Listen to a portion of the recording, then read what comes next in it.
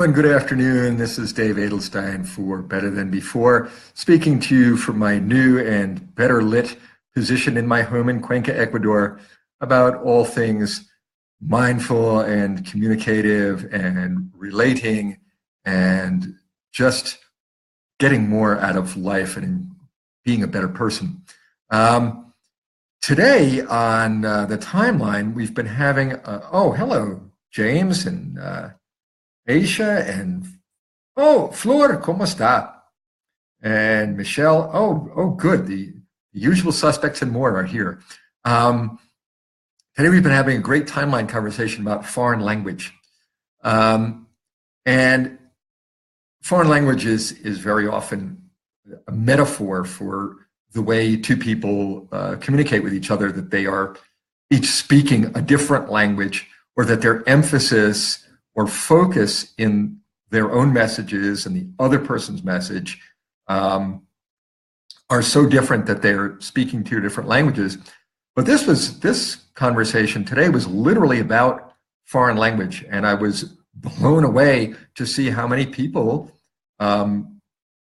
speak 4, 5, 6, 8 languages. It's really amazing to me. I've studied a few different languages in my lifetime. I speak English, obviously, as a native language, and I speak Spanish very well because I've lived in Ecuador for a lot of years now, and when I'm not on Facebook Live, I am speaking Spanish. So my Spanish is also pretty strong. But other languages that I studied in the past, including Hebrew and Russian, I no longer can really manage at all. Foreign language is something that you do lose if you don't practice. But here's one of the great things about communication skills in foreign language. Foreign language helps you really tune in on the message of the other person. When my wife communicates with me in Spanish, I really have to focus in hard and wait for the whole message to come out before I can think about replying to what she said, which is a recommended practice that people learn for active listening. When you're speaking your own native language, it can be tough to exercise that same level of focus. When you're listening to a second language, you have to bear down. If you miss a word or miss part of a word or miss something, you can wind up really confused because the word order in the foreign language may be different from your native language, or the word choice may be challenging. You may be a little bit less sensitive to tone or nuance or shades of meaning. That can be a problem too. So you have to really bear down to know that you've caught everything that was said and that you've understood its intent. In a way, it's kind of an enforced humility. Hi, Joe, Mark, Jamie, thanks for dropping in. We're having an active afternoon. This has been an active day. And it's kind of enforced humility that you have to check for understanding. You can't be sure that you got it on the first try. You might have to ask for words to be repeated or express the idea over again or in a new way to make sure that you've understood properly. Or you may have to admit, frankly, I don't understand what you're saying. This is a good thing to say when you're speaking in your second language. I don't understand what you're saying. The person who is speaking in their first language can then assume that what you mean is that you literally don't understand what they're saying, that your language skills failed you in this critical moment.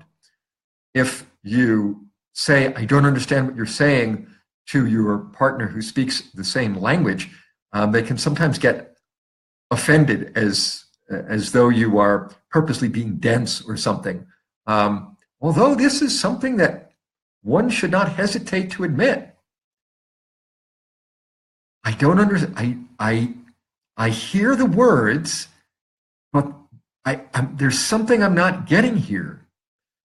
There's something in your emotion. There's something in your tone. There's something there's something I just don't understand about what you want or what you need. And it's not because I don't want to give it. And it's not because I'm being purposely dense or purposely obtuse. It's because I really don't understand what it is that you're trying to tell me. This can be frustrating. This can be frustrating when you're speaking the same language. You can get away with it more easily if you're working in a second language. Maybe everybody should communicate in a second language. Everybody will learn, I don't know, some second language that is not native to either of the original speakers, and you'll live in that. Might be an interesting project. Force everybody to listen a lot harder and to really search around for words that allow you to express yourself. It's challenging. Challenging. Might be worth a try. Might be fun to go out for a date that way. You could try it for an evening. You could do it for a little. You and your partner can both learn, I don't know, I'm just going to say French here because I know that most of my audience is American and does not speak French. So you and your partner study some French and then go out for an evening and only speak French to each other. See how that goes. See what that does for your relationship. One of the things that I've always loved about living my life in Spanish is that I'm not exactly the same person in Spanish that I am in English. Yeah, it's still me. My thoughts are much the same, and my sense of humor tends in the same direction, but I'm not as fast. I'm not as quippy. I'm not as slick. I can't force my own way in language the way I sometimes can in English. I don't do it as much now that I'm a bit more adult. But yes, when I was younger and my language skills were at a peak, I was extremely argumentative and somewhat obnoxious because at around 30 years old, I went to Costa Rica and started living my life there in Spanish, lived there for 2 years. It really made me think a lot harder about what I was saying and what I was trying to say and why I was trying to say it at all, because it took a lot more effort. And I just wasn't fast. And very often I was the guy who didn't get the joke. So, it was hard for me to make jokes. So I couldn't be that ha-ha, quippy, self-entertaining, bullying language guy that I was in English.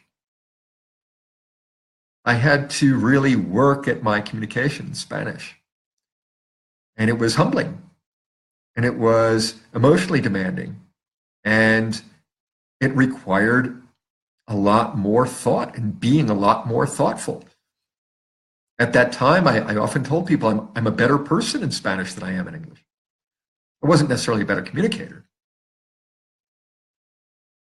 But I had to be more sensitive and I had to be more humble about what my message was. So, oh, look, Leslie Anderson, I'm so glad to see you. Rob, thanks for tuning in. Bruce, great to see you here.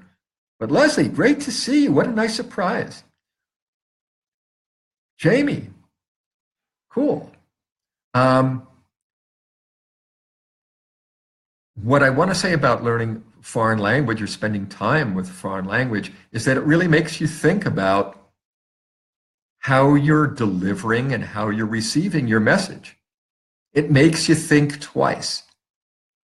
So often when we get caught up in conversations at work or at home, things just have a tendency to run away from us. We get emotional, and if we're working in our first language, stuff will just come pouring out. One thing I've noticed that in Spanish, if I get real emotional, it can be very hard to get anything out at all because I have to think. I have to think. My skills are good, but I have to think about what I'm saying. So try this. Try this. Try thinking things through a little bit in a foreign language. Spend some time learning a foreign language. Even a little, a few words. Dominate a few words. Good morning, good evening, please, thank you, hi. How are you? I'm fine, thank you. Yeah, just dominate those few as a start. It'll be nice because it'll give you some sense of mastery over those few phrases. But also, it'll start making you think about, how am I hearing this? How am I saying this? It's a good experience. Thanks everyone for having participated today in today's question about foreign language. That was a really good one. We all had a lot of fun. In fact, we had so much fun that Mary Alice Gant and I are thinking of making some kind of group just to exchange words in foreign languages and help people along with that. Sounds like fun, just for fun. But thanks for tuning in. It's great to see you here. And I'll be at this again tomorrow evening around the same time, or tomorrow afternoon around the same time. The lighting's better. If you like this, like and share. Yeah, this is Facebook. Liking and sharing is good stuff. And I'll talk to you again tomorrow. Bye now.